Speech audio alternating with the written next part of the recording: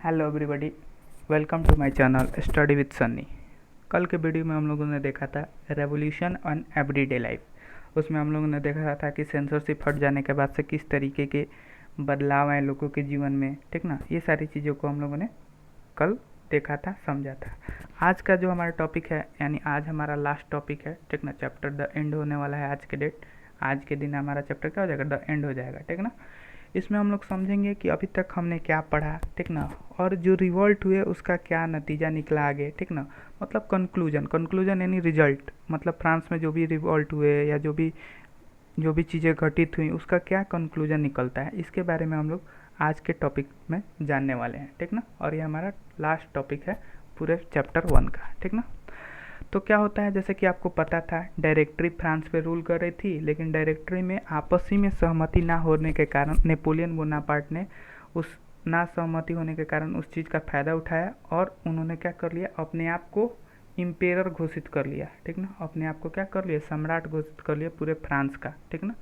सम्राट यानी राजा घोषित कर लिया, ठीक ना, पूरे फ्रांस का। और उन्होंने क्या किया, उन्होंने स्टार्ट कर दिया, उन्होंने क्या स्टार्ट कर दिया, जीतना। जीतना किसको, विजय पाना। किस पर विजय पाना, जो नेबरिंग यूरोपियन कंट्री थी, यानी पड़ोसी के जो भी देश होते थे ना, उन पर अपना एक डोमिनेंस दिखाना शुरुआत कर दी उन्होंने। मतलब उनको जीतना शुरू कर दिया। जीतने के साथ क्या करते थे, जो भी माने कि अगल बगल में जो भी कंट्रीज होती थी या जो भी किंगडम्स होते थे, तो वहाँ पे वो लोग क्या करते थे, अपने आर्मी को भेज देते थे। और वहाँ के जो राजा होते थे उनको क्या करते थे, जो भी डायनेस्टी होती थी, जो भी वंशज वहाँ पे राज कर रहे होते थे, उनको वहाँ पे निकाल देते थे।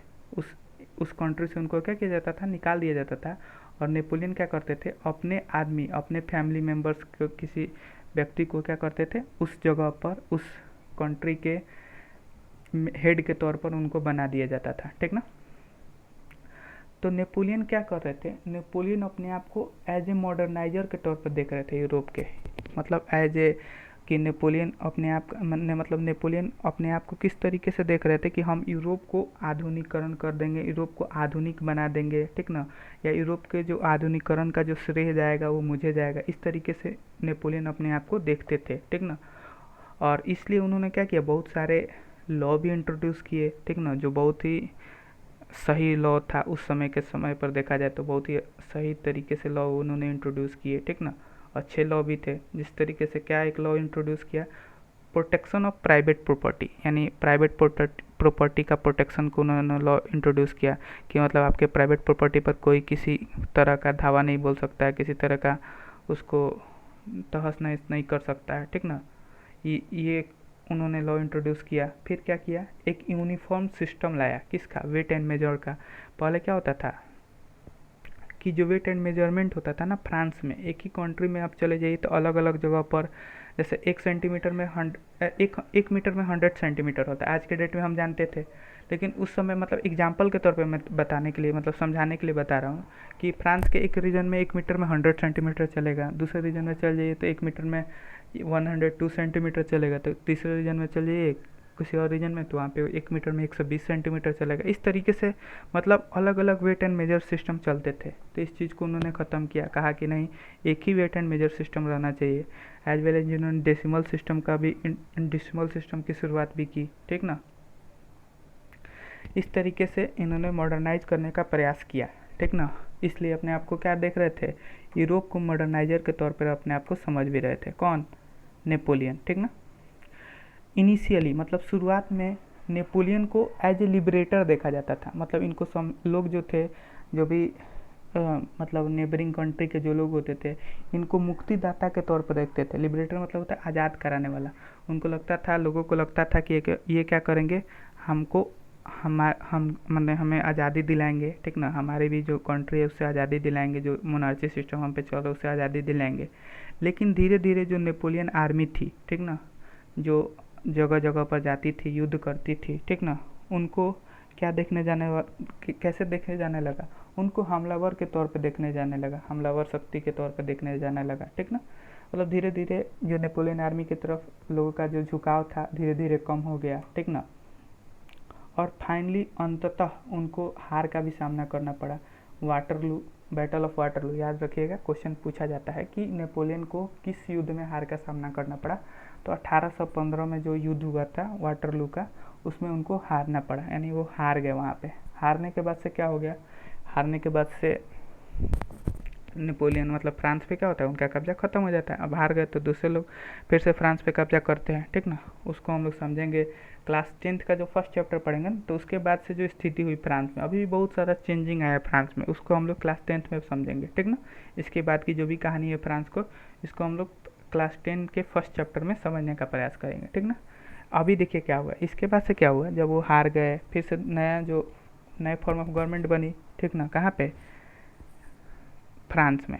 तो चीज़ें हम लोग बताए ही कि क्लास 10th में इस चीज़ को समझेंगे।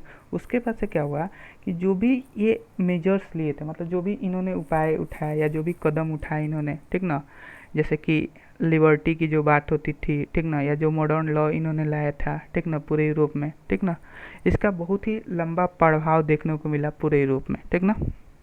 नेपोलियन के चले जाने के बाद भी, जो इसने आइडिया ऑफ लिबर्टी जो लाया था या जो मॉडर्न प्रिंसिपल लाए थे, उसकी बात पूरे यूरोप में थी, ठीक ना। नेपोलियन चला गया फिर भी वो लोग क्या करते थे, लोग इन सारी चीज़ों को बातें करते थे, ठीक ना। और ये जो आइडिया ऑफ लिबर्टी है, मतलब जो आज़ादी का जो विचार है या जो लोकतांत्रिक अधिकार का विचार है, इसका जो बेसिस था, बेसिस मतलब एक फ्रेंच रेवोल्यूशन, जो फ्रांस में जो भी रेवोल्यूशन हुआ, जो विद्रोह हुआ, वो मतलब पूरा आइडिया ऑफ लिबर्टी ही क्या थी, आइडिया ऑफ लिबर्टी या डेमोक्रेटिक राइट ही पूरी विरासत थी फ्रेंच रेवोल्यूशन की। मतलब इसी को मेन फ्रेंच रेवोल्यूशन इसी चीज़ के कारण हुआ था, ठीक ना। और ये क्या हुआ, जो फ्रेंच रेवोल्यूशन हुआ, इस कारण से पूरे यूरोप में, ठीक ना, देखिए वही चीज़ बता रहा है कि this spread from France to the rest of Europe during the 19th century. और ये विरोध ऐसा हुआ कि ये फ्रांस से पूरे यूरोप में फैल गया, ठीक ना। पूरे 19th सेंचुरी में पूरे फ्रांस से यूरोप तक ये क्या होता है, चीज़ें फैल जाती हैं। फिर चीज़ें फैल जाती हैं, इसके बाद से क्या होता है देखिएगा, फैल जाने के बाद से अलग अलग यूरोप में जो फ्यूडल सिस्टम चलते थे उसको एबोलिश कर दिया गया, ठीक ना। जो कोलोनाइज पीपल थे, यानी जो गुलाम थे, अधीन जो लोग थे, ठीक ना, उन्होंने फिर से आज़ादी के विचार पर काम करना शुरू कर दिया, ठीक ना। और उन्होंने क्या किया, जो गुलामी थी उससे हटकर उन्होंने आंदोलन करना शुरू कर दिया और अपने जो भी कंट्री थे उसको एक सोवरन नेशन स्टेट के रूप में बनाने के लिए उन्होंने ठोस कदम उठाए। सोवरन नेशन स्टेट क्या होता है, मतलब ऐसा स्टेट जहाँ पे जो लोग हैं, वहाँ के जो मूल निवासी हैं, वही उसके रूलर हैं, ठीक ना। सोवरन नेशन स्टेट का मतलब यही होता है, ठीक ना। टीपू सुल्तान और राम मोहन राय, ये दो एग्जाम्पल थे, ठीक ना, जिन्होंने क्या किया, आइडिया को रिस्पॉन्ड किया, मतलब इसका साथ दिया, ठीक ना। जो रेवोल्यूशनरी फ्रांस से जो आइडिया आ रहा था, ठीक ना, मतलब जैसे भारत भी उस समय गुलाम था, पता ही है आपको, ठीक ना। तो इन सारे चीज़ों के लिए उन्होंने क्या किया, ये आइडिया का सपोर्ट यहाँ पे इन दो नेताओं ने किया था। तो आपसे क्वेश्चन भी पूछ सकता है, name 2 leaders of Indian which supported the idea of revolutionary France. तो टीपू सुल्तान और राम मोहन राय, ये चीज़ें आपको ध्यान में रखनी है। तो ये आपका पूरा चैप्टर हो गया द एंड, मतलब आपका चैप्टर खत्म हो गया। अब हम लोग नेक्स्ट चैप्टर पढ़ेंगे, चैप्टर 2, ठीक ना। नेक्स्ट क्लास में हम लोग नेक्स्ट चैप्टर पढ़ने वाले हैं। उम्मीद करता हूँ कि आपको सारी चीज़ें समझ में आई होंगी इस चैप्टर की। मिलेंगे नेक्स्ट क्लास में, तब तक के लिए ओके बाय।